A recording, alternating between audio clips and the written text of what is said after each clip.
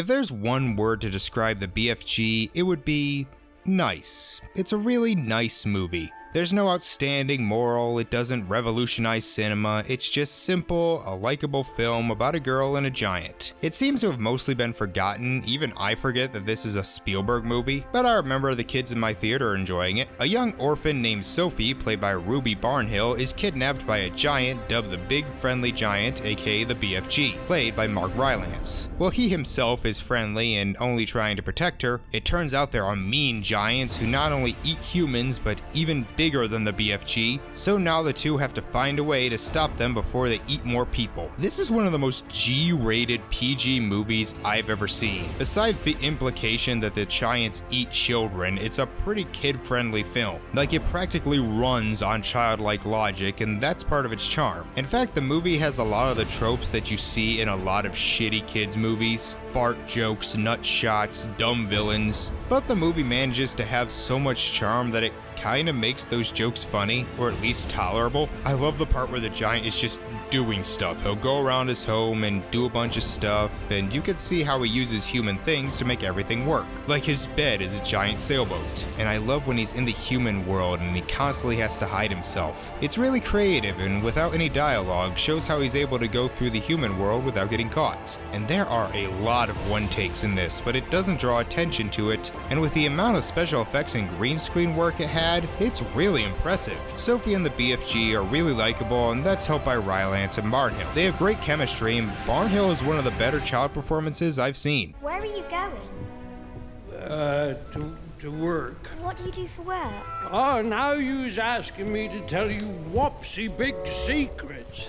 I won't tell a soul. How could I anyway? I'm stuck here for the rest of my life.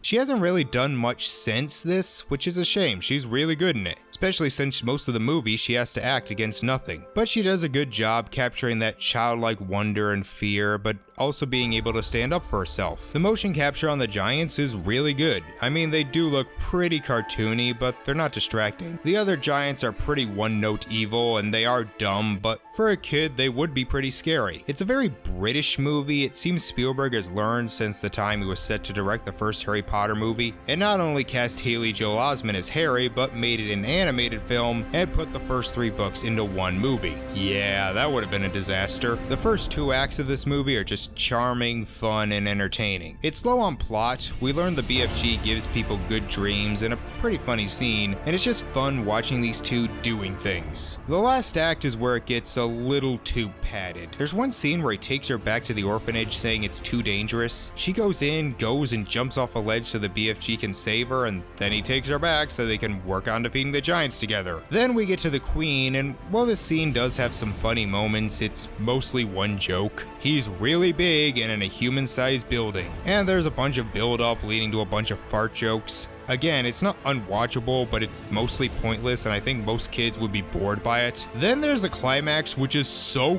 quick. I mean, seriously, it is such an anti-climax, I couldn't believe it was the ending. This movie is almost 2 hours, easily could have been an hour and a half. But that's really the only major problem I have. I haven't read the book, so I don't know how close it sticks to the source material, but it's a really likable film. Don't like it as much as either of the movies based on Charlie and the Chocolate Factory, but it's good, and I remember the kids in my theater laughing and having a good time. It didn't do well financially, and again, it's mostly been forgotten. If I wasn't doing it for this, I might have given it the Norty's Forgotten Flicks treatment. I give it a 7 out of 10. It does have a lot of padding that makes the last act a bit harder to watch on a second viewing, but there's just a lot to like about it. And it's worth seeing as this was the last film written by Melissa Matheson, who also wrote E.T. as she passed away a year before this came out. Well, tomorrow we head back to based on true story Oscar movies with The Post.